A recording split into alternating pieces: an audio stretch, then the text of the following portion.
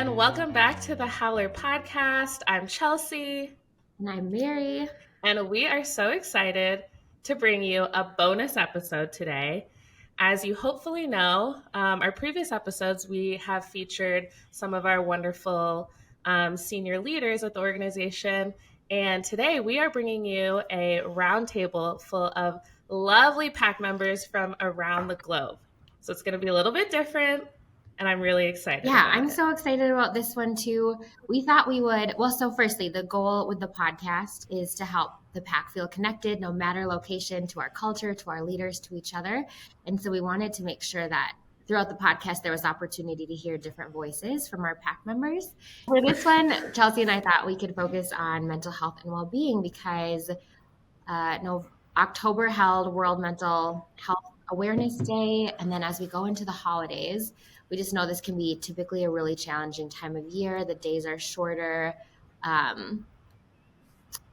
lot of feelings can be brought up with holidays and family. And so mental health and well-being is something we talk about a lot within the PAC. And so we thought we'd bring together some PAC members to share about how they prioritize it, how they take care of themselves. And I'm looking forward to the conversation. So let's dive in and start with introduction so that people listening can know who you are, where you work, and what you do at the PAC. So if we could start, and everyone could share their name, location, role, a little bit briefly about what you do, and then share your favorite thing about running with the PAC, and then one thing you've been doing recently to prioritize your mental health. So whoever wants to go first, feel free.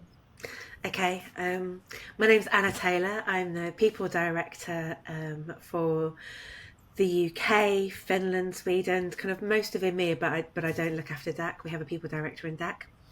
And today I'm talking to you from Whitley Bay, which is a gorgeous little seaside town 9 miles away from Newcastle, where our EMEA headquarters are based. And what is my favourite thing about running with a PAC? It's really corny, but the people, because it's true. I work with a brilliant HR team, and I work with a brilliant team across EMEA. So I'm constantly learning and being inspired by the people that I work with. And then Anna, what's one thing you've been doing recently to prioritize your mental health and well-being? Probably actually moving to Whitley Bay.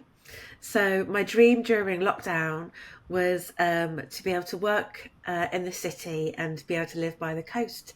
And that dream has come true for me. So I spend a lot of time in the evenings at the moment in the dark, but at weekends walking my puppy and exploring the coastline of the Northeast, which is just gorgeous. That sounds I so love when nice. a dream comes true. And you, there was definitely, it was a journey to this dream, but you stuck it out. It was a journey, but we're here now. Thank goodness. Great. Thanks for sharing, Anna. So my name is Colette Henry. I live in the Greater Toronto area, and I'm a technical writer at Arctic Wolf. Favorite thing about running with the PAC, I work with a lot of incredible people. They're really smart, and they're really caring. And we work hard, but we make the effort to have fun while we're at it, and I really appreciate that. Something I've been doing to prioritize my health recently. So something I've wanted to do for a very long time was to participate in a therapy program. And it took me a while to find one, and I finally did it and loved it. The first one I ever did was 6 months long. I took a 2-month break and actually signed up for another one. It feels like I'm in school because the structure is like a class setup, and we get homework too, but I love it. Oh, wow. It feels like I'm investing in myself. I'm really happy I'm doing it. That's awesome. Wow. So is this therapy for yourself or you're learning? Okay. It was therapy for myself, yeah. Gotcha. Wow, that sounds awesome. I love structure, so that sounds like the type of therapy that would be. Yeah. All right, Dave. Okay. So I'm Dave Shaw, work out of the Waterloo office. I'm a senior UX designer. I mainly work on customer and S2 facing tools. So right now I've mainly been working on the managed risk product. and then just designing new workflows as we migrate the managed risk dashboard into the unified portal. So a lot of scan scheduling, a lot of prioritizing how we can build our assets and risks in the unified portal. So yeah, a lot of new workflows is what I've been working on. And then yeah, my favorite thing about running with the pack, it's so funny that everybody kind of said the same thing, but yeah, it is the people. And especially like during lockdown and everything, it seemed like we didn't really get to experience each other or like, you know, friendships and stuff like that as we work. So now that the offices are all, you know, open and everybody can see each other's faces and having conversations, it just highlights exactly how we were before everything's shut down. So yeah, definitely the people is what keeps me coming back every day. And then yeah, one thing I've been doing to prioritize my mental health, I've actually been prioritizing my sleep. So we have a 1-year-old at home. So my wife and I, anybody that has kids, when you know they go to bed, you tend to like stay up and, you know, watch TV, and you end up going to bed late just because you want to like spend some extra time together. So yeah, recently we've been trying to go to bed a little earlier, just because our son sometimes wakes up and he's up for 4 hours in the middle of the night. So if we go to bed earlier, we get a little more sleep. So anyways, sleep training is going pretty well, but yeah, a little extra sleep helps your mental health and helps you work the next day. So Yeah. For sure. Well, and before we get too much further in this conversation, I feel like we'd be remiss not to share how we picked you all for this podcast. I feel like folks should know. So Dave co-leads with Aaron, our Mental Health and Wellbeing Pack Unity Alliance, and probably 2 years ago now, Dave, Yep. Dave and Aaron came together and wanted to start this so that people would have support and encouragement and a place to find resources and know that they're not alone. And both of you have been just incredible leaders in this space. That alliance is thriving and strong, and it's so fun to see just the engagement there and people reaching out when they're having a hard day or sharing a tip. But also, Dave, like, I think you are such a light, because I think there's still so much of a stigma with men and mental health. And I know, like, on the HR side, I see that because people will come to me because they want to talk, but they'll be like, I don't want my manager to know that I'm struggling with this. So I think there's just so much power in you being a leader in this space and being like, hey, it's okay to talk about this, and it's good. It's helpful. So thank you so much for your leadership. And then Anna, you are just such a delightful person. Every time I have the opportunity to be on a call with you, you're so strategic and fun and encouraging. But also, Anna and I have had so many conversations about mental health and well-being specifically for the EMEA region. So I know it's something near and dear to her heart and something that she's monitoring and thinking about as we care for the EMEA pack.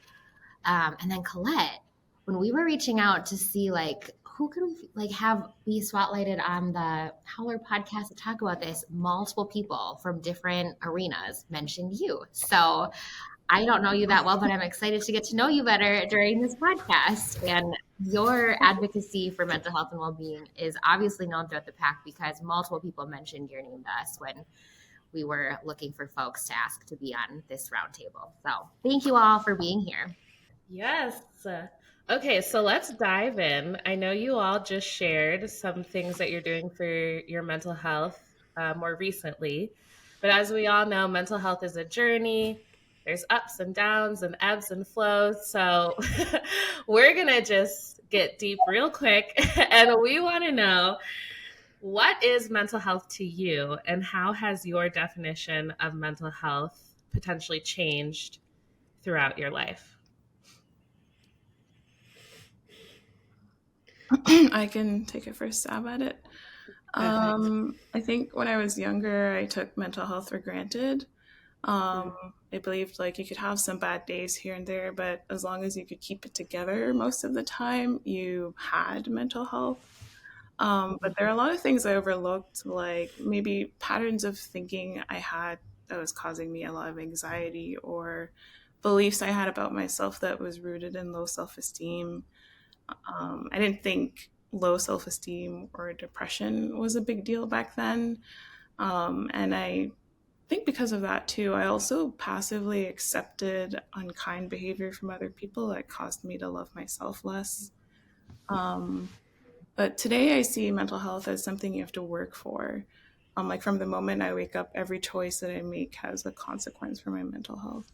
So I think I definitely don't take it for granted now.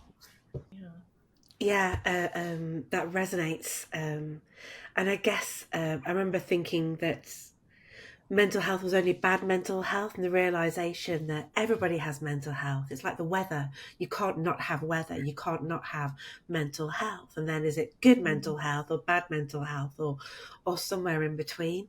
So as Colette, what are the daily habits, the small things that contribute to having better health? And for me, it's often how I feel able to cope in the moment. So when bad things happen, can I bounce? Can I gain perspective and look at it in a different way? Take a breath, to then look at it in a way that I can create solutions out of it after time. Yeah, so I think that's how it's evolved for me. I think during COVID, we in my previous organisation, luckily we'd rolled out mental health training, and we had different speakers in just to alleviate the boredom. And when you're working at home over Zoom and doing something different, and for me, I think there was an assumption that it was something that perhaps women were afflicted with more often, but it's not the case at all. It's just typically we will talk about it more.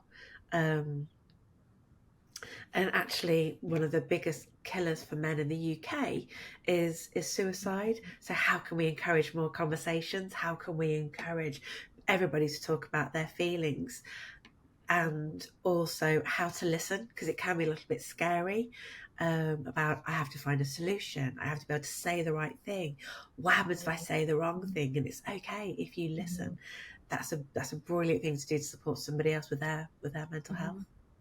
Yeah, I feel like, well, I was going to say, we did a recognize and respond training this summer, advocating for like what you can do to be an advocate for mental health and well-being. It was just optional for PAC members, but the biggest takeaway was the biggest way to be an advocate is just to say something. Be willing to be the one that initiates the conversation or talks about how you're doing yourself, because it reduces the stigma. It creates an avenue for people to reach out if they want to.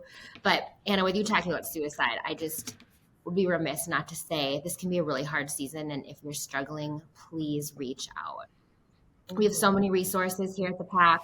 Reach out to somebody you care about, reach out to your manager, reach out to one of us, search Confluence. We have an EAP and a whole host of resources to support folks. And I wanted to touch on something that I think both Colette and Anna said, which is mental health is really everything every day, right? Like every decision we're making for ourselves, whether it's how much sleep we're getting or what we're eating or how we're treating those around us, all affect our mental health. And so sometimes I think we can think like mental health is this separate thing that's either not for me or I don't have time for that. But we're doing it every day by just living. So yeah, I was just going to add to it, to what Colette was saying, and Chelsea, what you were just saying as well, that you really have to start working on it, or like prioritizing your mental health. So I kind of view it as like, you almost have to work on your mental health as you would like your physical health. So like exercising or, you know, breathing exercises or mindfulness or gratitude, journaling, anything like that. You really have to set time aside, you know, create a plan, put forth the effort to kind of better yourself and really work through things. Because, yeah, when I was like growing up and stuff like that, there was no talk, especially from like the male side of things.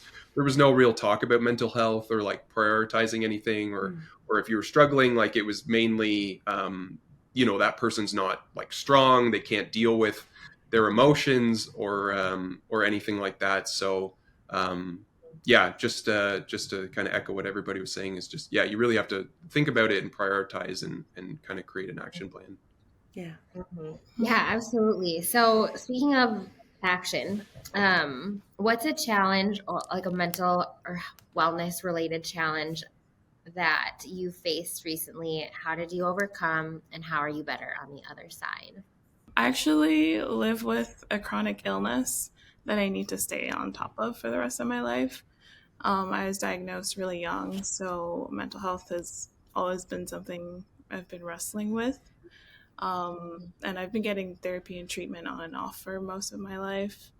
And honestly, like around the first time I was hospitalized, I actually didn't think I'd live to the age I am now. Um, and as for how I got to the other side, I think my family played a big role in that. They refused to let me give up on myself. And the thing that keeps me on the other side, I think, is everything I've learned about myself and life in general from all the therapy I've had.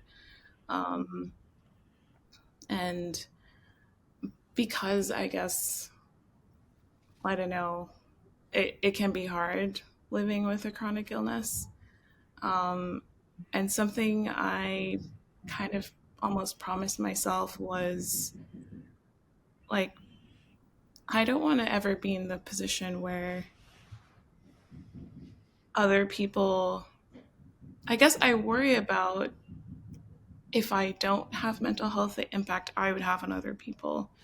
I never want to, I don't know, give myself a license to be careless with other people's emotion and mental well being just because I'm sick. Um, and so I work really hard to not only protect my own mental health, but make sure I'm looking out for the mental health of other people as well. Dave, do you want to go next for a change? Or Uh, sure. Yeah, so it's kind of an ongoing thing for me. Um, it was mainly to feel like at the start of the pandemic, and then we were almost a year in. It was more of like a lonely feeling, I guess. I'm sure a lot of us kind of experienced like an isolation feeling, and especially people that lived alone, like you didn't really see your coworkers or friends or anything like that. So um, yeah, it was just being kind of stuck at lone really affected me. Or sorry, being stuck at home really affected me mentally. So I ended up kind of, spiraling into a bit of a depression. Me and my wife had just gotten married, and so like everything that came with that affected me as well. Work was affecting me, but it's something that I've kind of like Colette, but something I've had to deal with for like probably the last 10 years. But just over the last 2 years, I've really like focused on it and tried to. Not necessarily like pull myself out of it all the time, but just understand like the waves of life. Like there's going to be highs, there's going to be lows, and how you deal with that. So yeah, like one thing I kind of the way I kind of overcame it was starting therapy. Obviously starting the Mental Health and Wellbeing Pack Alliance really helped, but it's more so just knowing that I feel more like myself if I'm like talking with people, sharing experiences, sharing thoughts. When I was really younger, I kind of, relied on friends for like camaraderie, everything like that. So just understanding that, like, obviously, yeah, we were kind of stuck at home for, a year or two. But yeah, my wife just used to be like, reach out to your friends, like join a Zoom call and you guys can just chat. There's a stigma around men still, yeah, as Chelsea mentioned earlier, but my wife would just talk on the phone with like her friend for like hours. And she did that every day talking to the same friend. And I was like, what do you guys have to talk about? And she's like, well, it's not so much what we have to talk about, it's just being there for each other. And I was like, okay, like that makes sense. So I just started picking up the phone, and I have friends that live out west, so I would just call them and be like, hey, we haven't chatted in months, like how you doing, like how's everything going? So I'm just myself trying to break down those walls and just open myself up to be like, hey, like just because somebody's not calling me doesn't mean I can't call them. So yeah, just opening up and talking seemed to be how I overcome loneliness or depression or feeling isolated, that type of stuff. I love to hear that you're calling your friends.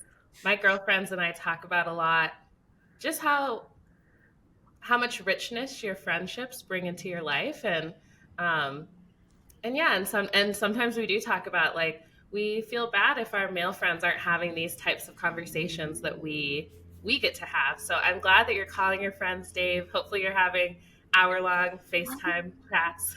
Hmm. um, but I did have a follow-up. Thank you both, Colette and Dave, for sharing so vulnerably. Um, you both mentioned, chronic illness, depression. These are obviously very serious things to be going through in life. And you also both shared that you um, are in therapy, which is great.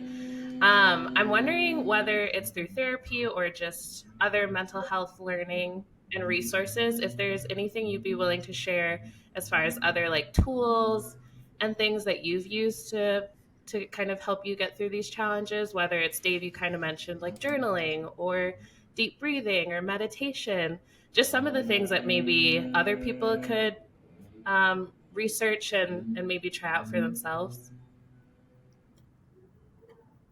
Yeah, I can take a stab at it to start. Yeah, one thing that really helped me was it's called the 5 minute journal. So Anna, you might not know this about me, but I used to live in England, so I lived there for 2 years with my wife. And so there's this book that a Canadian couple created, and it's called the 5 minute journal. So every day there's like a quote. So there's weekly, challenges and stuff like that. But so at the start of the day, my wife and I would eat breakfast, and you list like three things you're grateful for, and then three things you want to try to accomplish for the day. And then at the end of the day, so we would eat dinner, and you return to the journal, and there's, what did I actually accomplish today? Um, you kind of set things up like that. But just sitting down and the thought process of being like, okay, we kind of get lost in like consumerism and, oh, these people have that and I don't have this, and anything like that. So it really helped us focus, just because we only had each other when we lived in England. So we were like, okay, like, what are we grateful for? Well, we're grateful that we can sit down and have breakfast together. We're grateful of the transit system in England, and you can kind of get wherever you need to go, and you don't have to have a car. And so just little things like that were just as simple as being like, oh, it's nice that we have a roof over our head, we have a comfortable bed to sleep in, things like that. And then yeah, just on the mindful side of things, it's more so, being mindful of like how you react to situations. So like what Anna was saying, if something hard comes along, do you have, the ability to cope with it? Are you able to get through that situation? Taking a step back, if somebody says something that might make you angry, you're able, take three deep breaths before you answer. Stuff like that. Just being mindful of how you interact with people, being mindful how you talk to yourself. I think a lot of us give ourselves pep talks in the mirror every day, or affirmations in the morning, stuff like that. So yeah, just being kind to each other, and having a bit of a mindset to be encouraging on yourself, not so much discouraging or anything like that. Yeah, I love that. I'll just give a plug too. The 5 minute journal, they have an app, which I think there's something so cathartic and healing, maybe not healing, but helpful in the processing of actually writing pen to paper. But the app is cool because you could add photos too. So it's really fun to like look back on over the year and just see the things you were grateful for. And yeah, I think it's like $25 a year. I've had it for the last couple, and I think it's worth it. So I'll look into that. Yeah, I was going to say, I've completed one 5 minute journal, and it was great. And I didn't know it was started in Canada. So I learned something new today. I love that you did that with your partner, though. Like, I'm sure that was really helpful for even just strengthening your relationship. Yeah, for sure. And yeah, that was kind of at the beginning of our relationship. So it kind of laid down a foundation of, our core values, and how we want to treat each other and other people and stuff like that. So, yeah, anybody listening, it's a good exercise to go through with your partner for sure. But I think journaling as a whole, so I'm in my office as I talk to you, and I've got a cupboard up there that's got, because I've journaled since I was 13. And so I've got quite a few journals. What's fascinating, and it's always when you move house, you end up sitting down reading your journals. But then you have that perspective of 10, 20 more years looking at the things that I was so anxious and worried about. And I look back and I'm like, it's nothing. It was a blip, and one that was so consuming at the time, and now I only remember kind of reading it through a journal.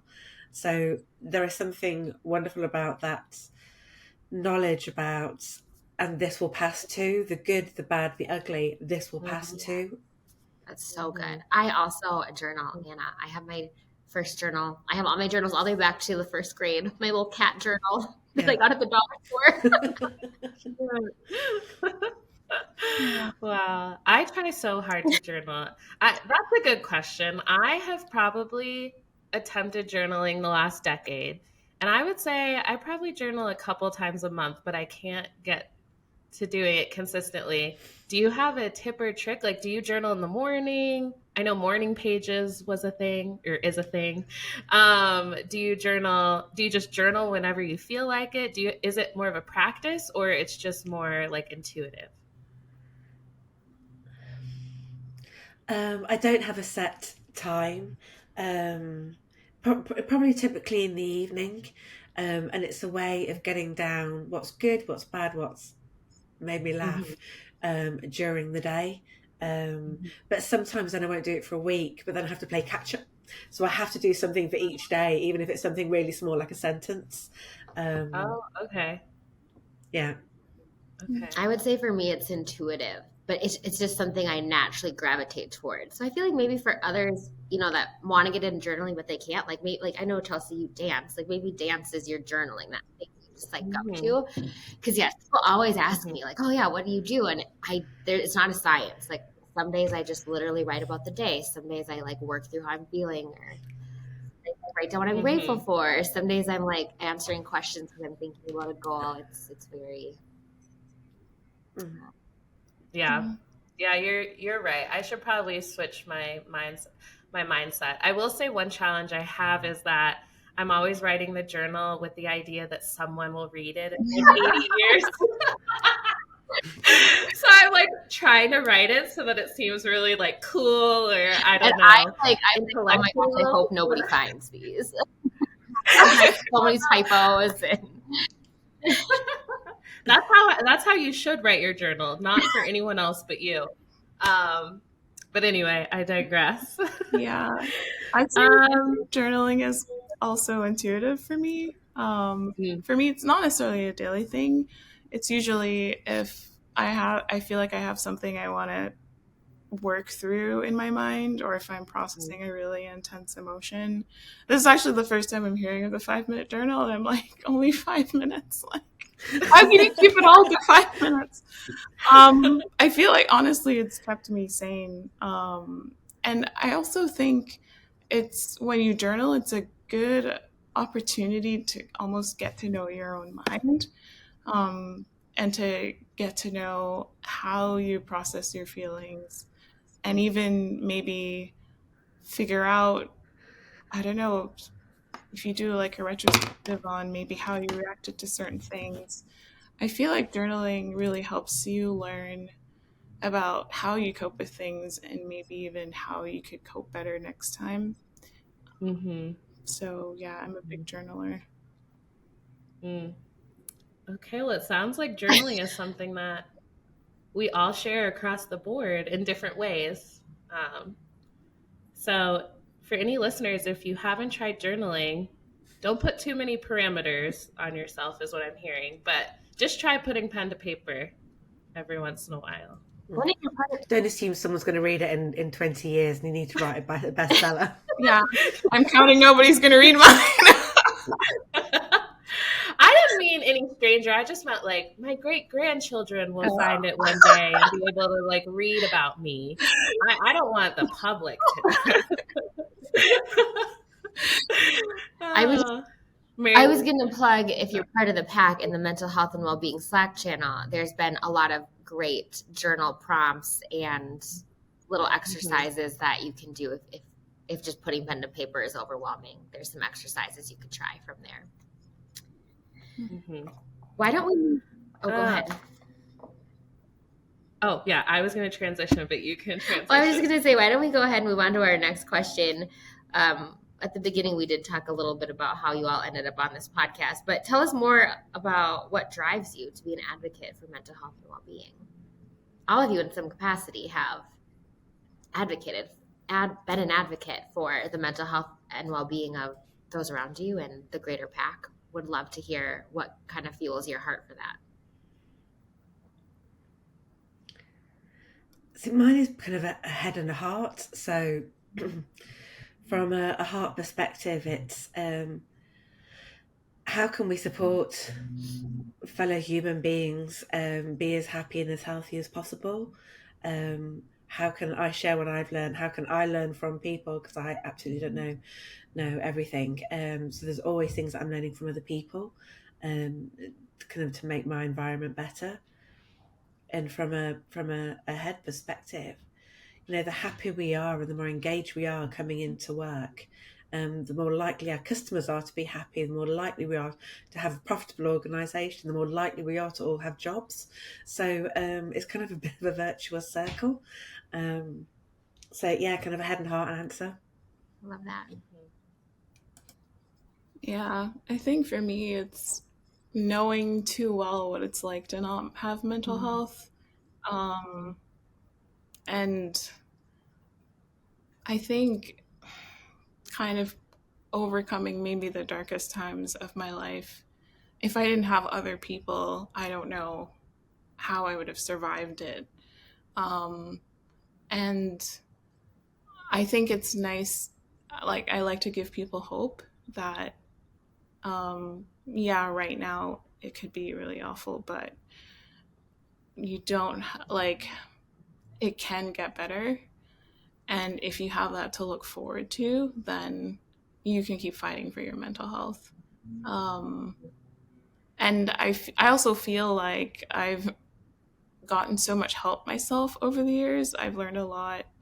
So I don't mind sharing tips or like encouraging people to be less, I don't know, shy about talking about mental health or, yeah, I think whatever helps. Because, yeah, if we're all like doing a pretty good job at managing our mental health too, like work also becomes easier. Like the things we do aren't necessarily easy.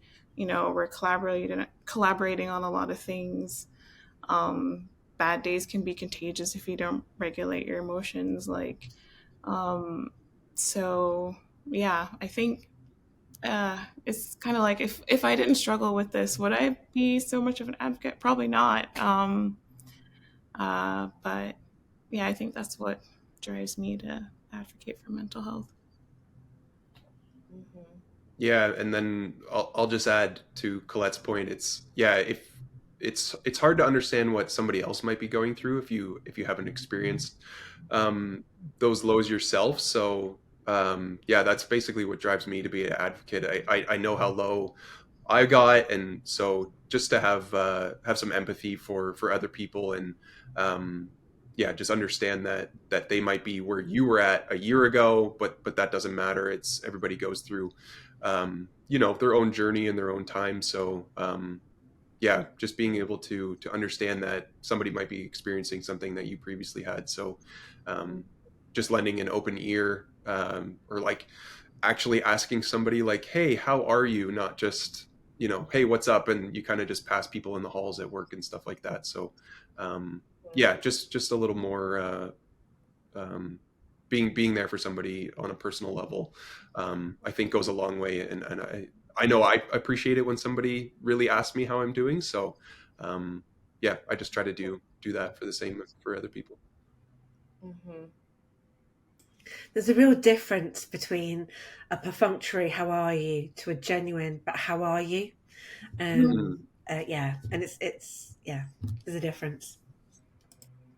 And, speaking of Arctic Wolf and the strength of the wolf is the pack and the strength of the pack is the wolf, we have quite a few wonderful mental health and well-being resources here. We have the Mental Health and Wellbeing Alliance that Dave co-leads. We have our employee assistance program, our Wolf initiative, which really talks about all of the different facets of wellness, whether it be financial, physical, emotional, mental. So just curious, maybe what's one current benefit or initiative or program that you all are tapped into here at Arctic Wolf, um, and that you're leveraging to invest in your mental health? Yeah, I'm actually part of the Mental Health and Wellbeing Alliance. I think it was the second year of the pandemic. Dave, I think Dave and Aaron and somebody reached out and said, "Hey, we want to create this alliance," and I'm like, "This is a great idea. I'm joining." And it was right. Like during the pandemic, I think everybody's mental health took a hit. It was hard, like sheltering in place. It was just stressful all around, and like people's lives changed overnight. All of a sudden, they were homeschooling their own kids. Some people, and like multitasking, like trying to get work done while you're helping your kid with your homework, or another child is like crying or throwing a tantrum. Like I feel like a lot of people, maybe mental health became more on people's radars during the pandemic. And I was really grateful to Dave and Aaron for starting that group. And yeah, I love seeing what people post in there. Yeah, I'll just add. I don't want to say that I'm leveraging that group just because I kind of started it, but yeah, it's honestly just to see how much support I guess comes from starting an alliance like that, and people starting to get something out of it is a really big thing. Like recently we had some other members of the group kind of take the lead on some things. So we had Bill leading kind of like a sleep hygiene exercise. We've had like Tai Chi practices in the Oh, past. wow. So other people just coming in and being like, hey, like this is something I want to share with everybody. So giving people a platform, or like I guess a space to kind of share their thoughts, their knowledge, just to help everybody. So it's not just people at the top, I guess you could say. So like myself and Aaron trying to organize everything all the time, but yeah, just other people getting involved and being like, hey, this helped for me, it might help for you, or yeah, just thought I would share with everybody, is like, this is how I'm feeling, this is how it kind of helped me get better. So yeah, definitely the community involvement with that has been yeah, a huge part of it. So it's nice that one person doesn't just have to take the lead on everything. Everybody gets involved.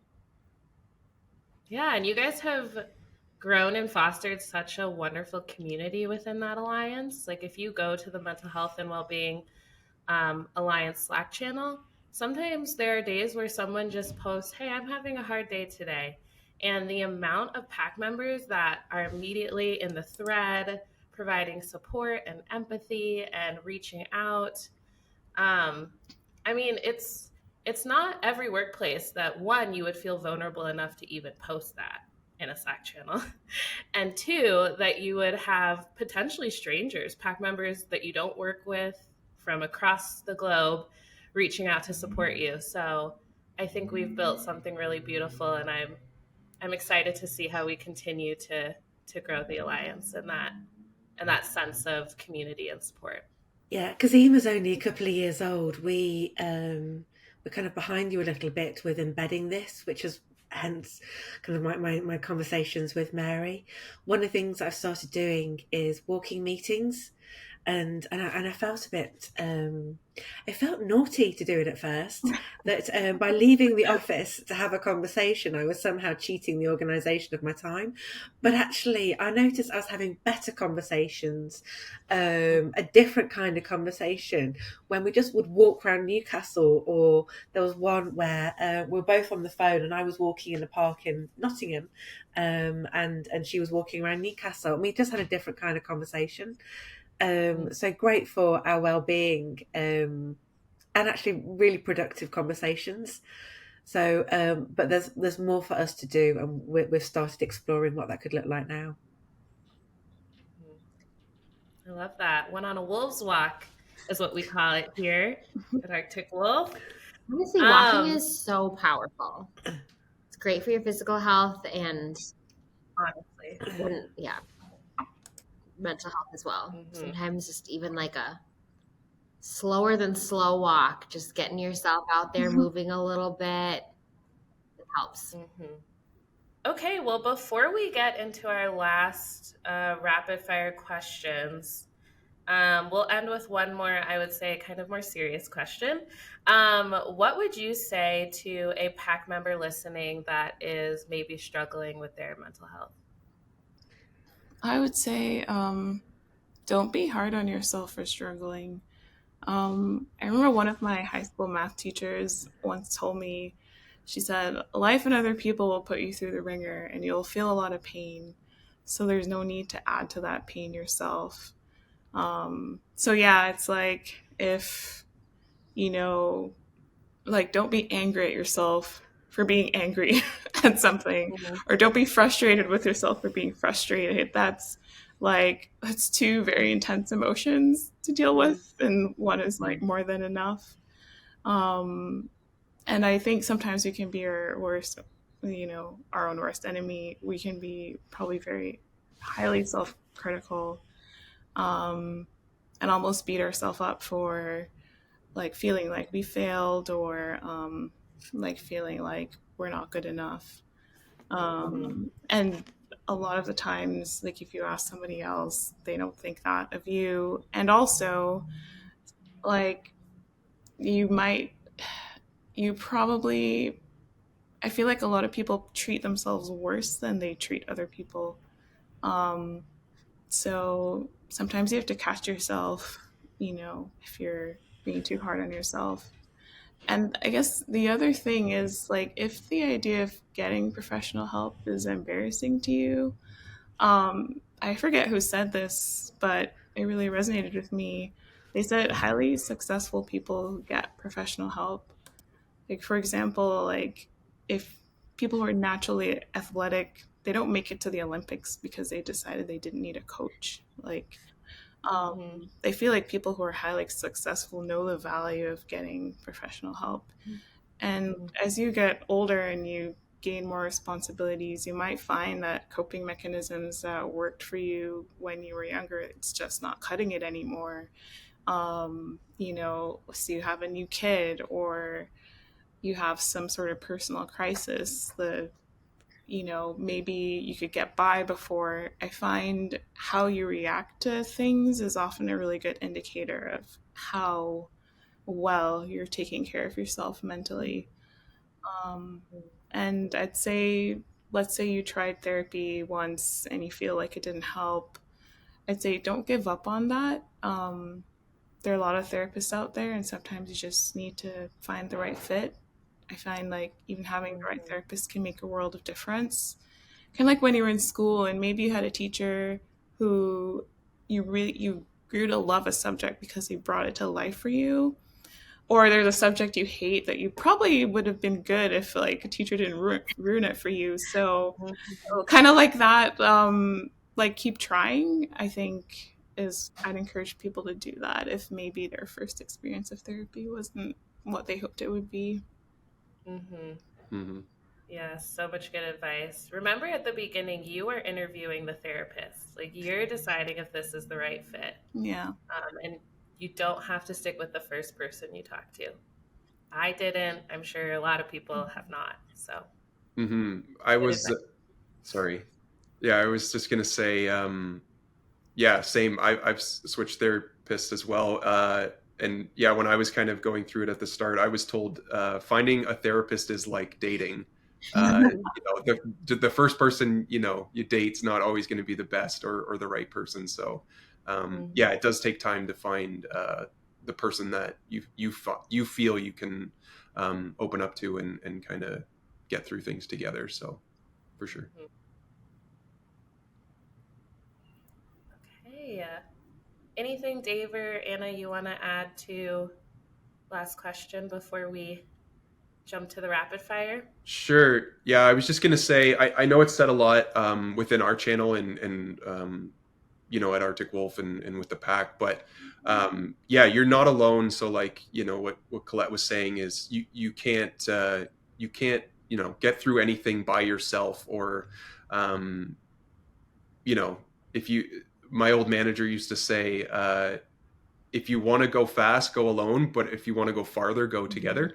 So I kind of always took that to heart to be, you sometimes you need to, let your manager know or somebody you feel comfortable with at work to be like, hey, like, I'm not feeling right or I've been struggling lately. And so it's been affecting my work, things like that. So it's usually the hardest step in finding help, but it's also the first step that you need to kind of break down those barriers or those walls kind of thing of opening up. So yeah, just know that you're not alone and you'll find that other people experience the same thing. So just having the courage to say something to one person one time, it makes you feel, or it makes a world of difference. So yeah, that's what I would say anyway.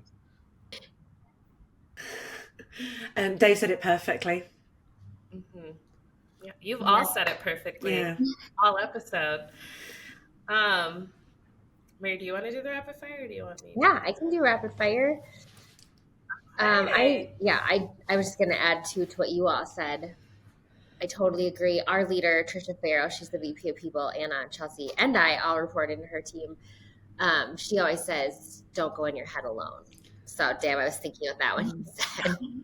She's like, take people with you. If you're going to go to a dark place or let your mind wander, or take someone with you there so they can like be the voice of reason. To be like, I don't know about that. Or, hey, let's think about this or let's reframe that. So.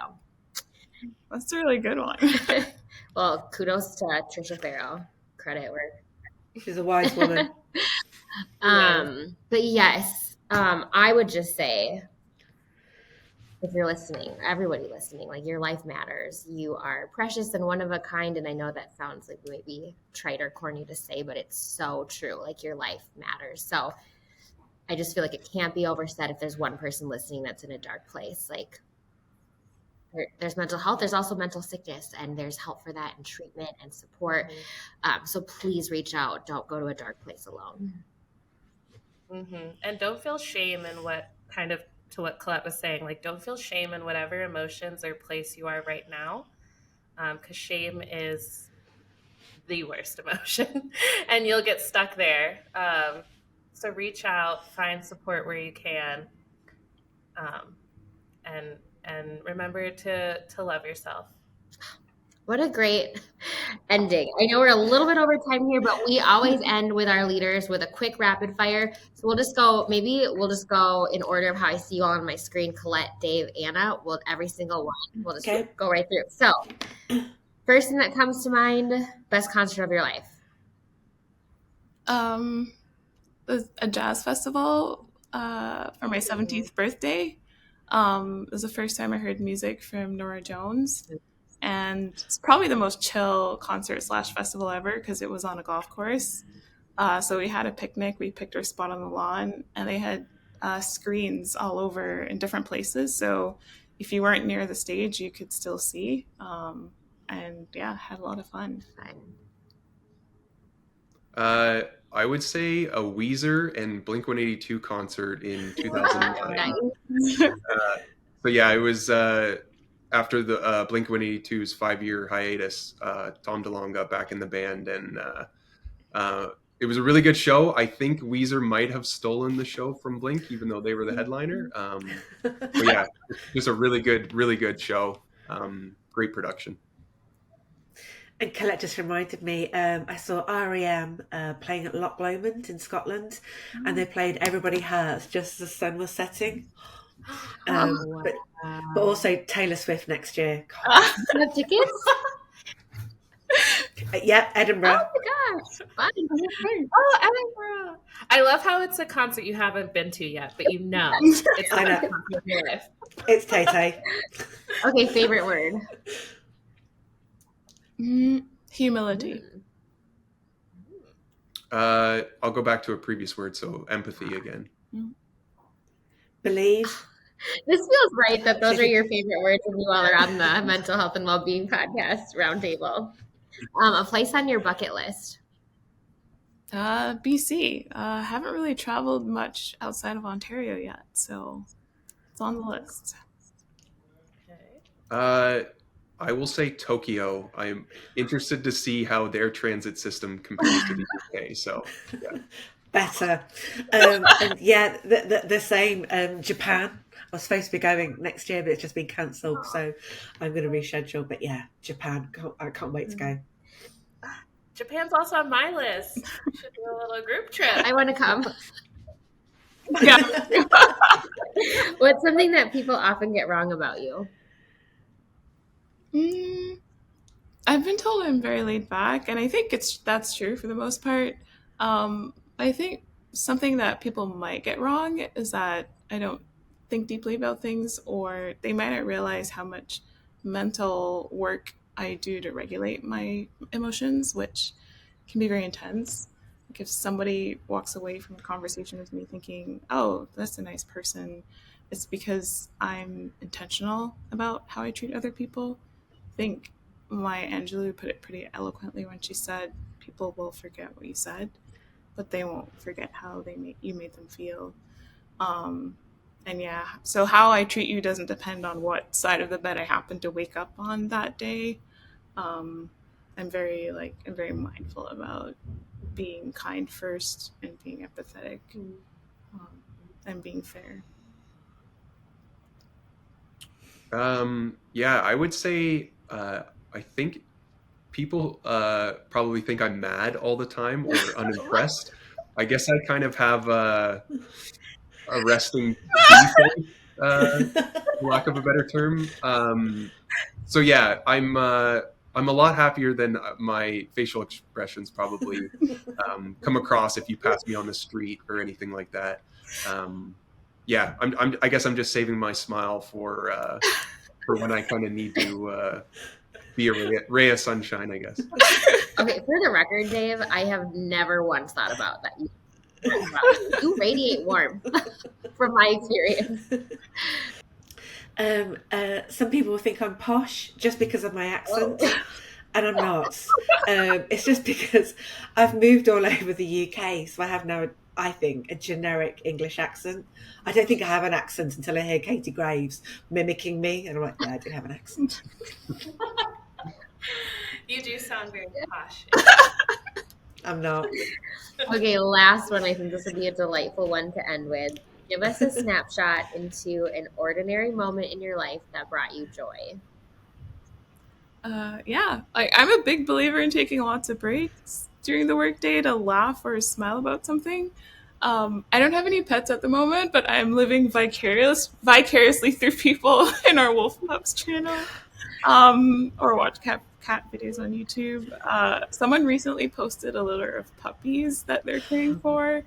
Each one is named after a fruit, so I like to call them the fruit salad. And I'm always checking our terrible memes and dad jokes channel pretty often. If I don't laugh, I get to cringe at least. Recently somebody posted about the super pigs. Maybe I should be concerned that a whole horde of super pigs are gonna cross the border, but it's hard not to giggle at that term. The super pigs are coming. They might get the last laugh. I don't know. They're better or worse than murder hornets, but Not about murder hornets. Yeah, the super pigs are coming.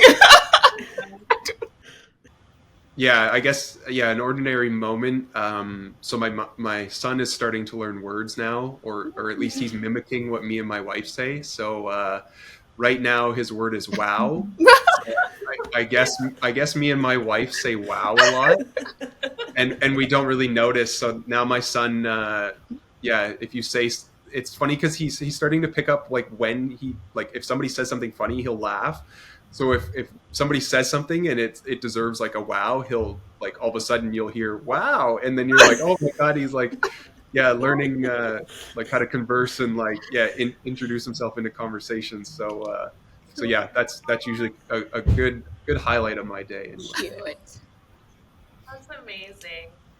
Oh. Kids are, it's wild how kids can just pick things up. Like now he knows how to use WOW, not just to say WOW. Yeah, exactly. Wow. And it won't be probably any surprise to Mary or Chelsea. Mine is my dog. I call her a puppy. She's 3. But I was on a late meeting last night, all very kind of grown up and serious. And then all I could hear was Luna snoring in the background with all 4 legs in the air, and it's kind of like, okay, that's context. Yeah. So anything like that just makes me smile.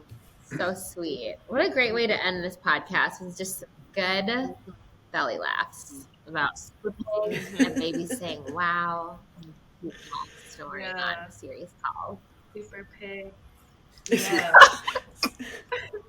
Well, thank you all for being here, being vulnerable, being empathetic, honest, transparent. I just think this was such a great conversation. Hopefully those that have listened have learned something new, or at least feel like they can be a little bit more vulnerable in whatever safe space makes sense for them. And if you are a PAC member, please consider joining Mental Health and Wellbeing, PAC Unity Alliance. Again, a really great community where you can find support through your fellow PAC members. Let us know what you think of this episode in the Howler Slack channel. We'd love to hear your thoughts, feedback, takeaways. And if you're not part of the PAC but want to be part of the best, most supportive community in the working world, arcticwolf.com/careers. Thanks for listening. We'll catch you all next month with kicking off the new year with our CEO, Nick Schneider. So we're excited for that conversation. All right. Thanks, everybody. Yeah. Bye. Thanks. Bye.